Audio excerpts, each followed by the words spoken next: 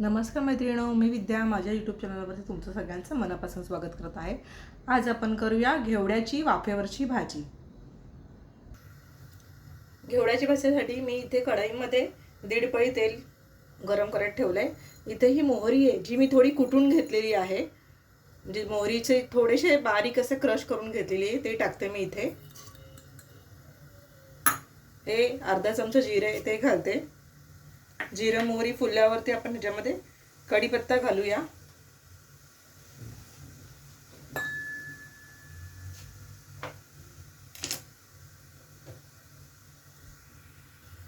मोहरी तडतडल्यावरती कढीपत्ता घालते।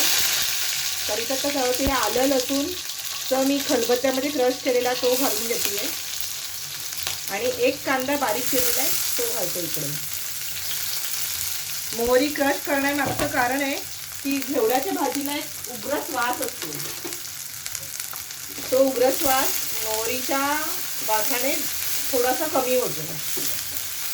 कांदा परतून झाला की आपण भाजी घालणार आहोत। कांदा झालेला आहे, आपण एकदा ह्याच्यात भाजी घालून घेऊया।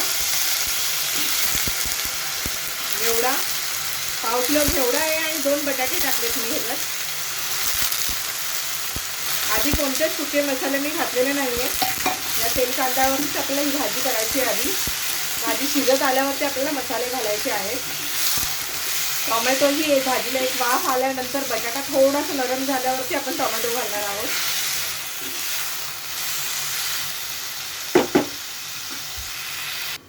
ताटावर पाणी ठेवून मी आपण एक वाफ घेऊया, त्याच्यानंतर आपण टोमॅटो घालूया। भाजी अर्धी शिजत आलेली आहे, आता मी ह्याच्यात टोमॅटो घालते।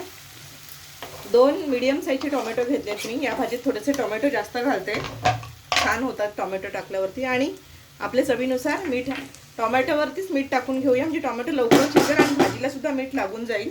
आणि पुन्हा आपण वाफ घालायला ठेवूया, एक 5-5 मिनिटं ठेवूया अशी। 5 मिनिटांनी पुन्हा चेक करूया आणि मग सुके मसाले घालूया।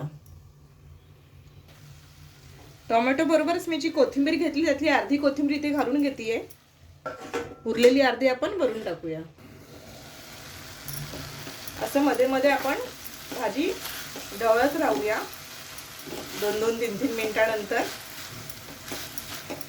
गॅस आता मी परत थोडं कमी करून घेते, मंद आचेवरती भाजी शिजू दे जरा। टोमॅटो गळालेले आहेत, आता ह्याच्यामध्ये आपण हे सुके मसाले घालूया। 1 चमचा कांदा लसूण मसाला आहे, 1 चमचा लाल मसाला आहे, धने जिरे पावडर, हळद आणि हिंग आहे। हे सगळं घालून घेऊया आणि एक वाफ घेऊया की आपली भाजी तयार। ते थोडंसं जे मीठ उरलेलं होतं तेही मी टाकून घेतले।